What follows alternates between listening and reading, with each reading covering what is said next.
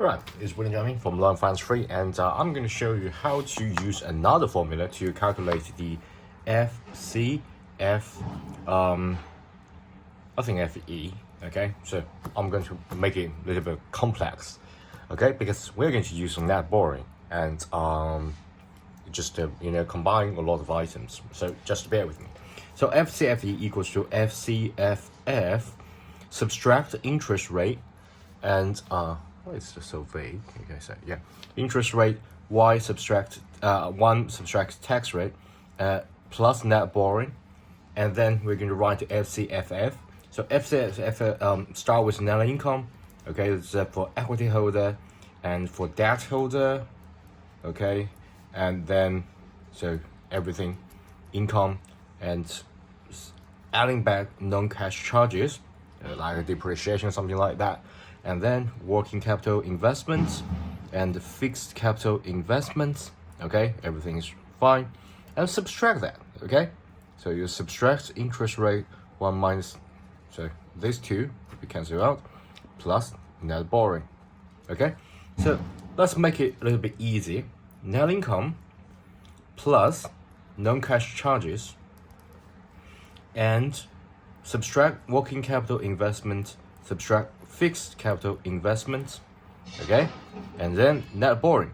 So net borrowing is equals to the money that you need every year, and you scale that by the debt ratio. So how much debt is financed by all these investments. Okay, so if you think about this, every year you need working capital investment, you need a fixed capital investment. So working capital investment and fixed capital investment. Of course, you also need depreciation or non-cash charges.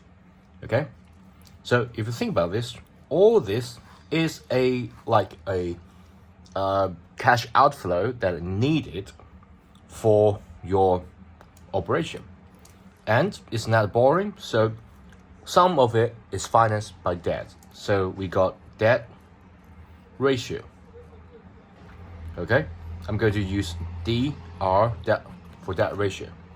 And you think about this part: fixed capital, working capital, and depreciation, non-cash charges. Okay, you can sort of depreciation, not necessarily. You can say non-cash charges. Let me just clarify things for you. Okay, so if you think about this: fixed capital, working capital. Okay, and non-cash charges. So you can sort of treat all this as multiplied by 1. Okay, and here comes the amazing part, because non-cash charges is a minus, working capital and fixed capital is minus and plus. So what I'm going to do is to make it a -1. Okay, multiply the -1 and flip everything.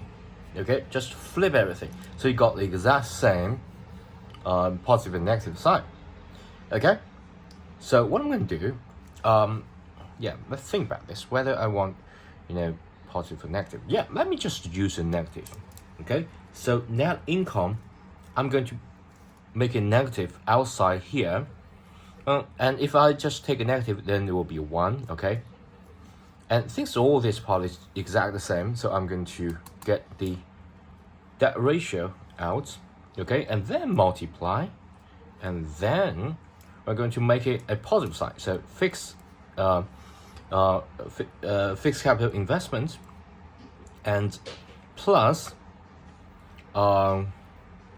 fixed capital investment, working capital investment minus the non-cash charges.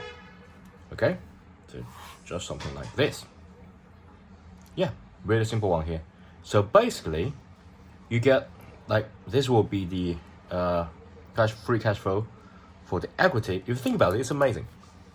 This is how much that the equity holder will get as net income.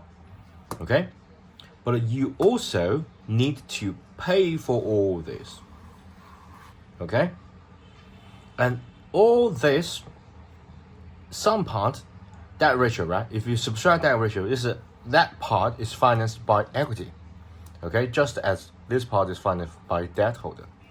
So you subtract that, then that is the free cash flow that you can use for the equity holder. Okay, so it's really, really simple change, but it can give you a different perspective. Okay, and hope this video helps, and thanks, bye.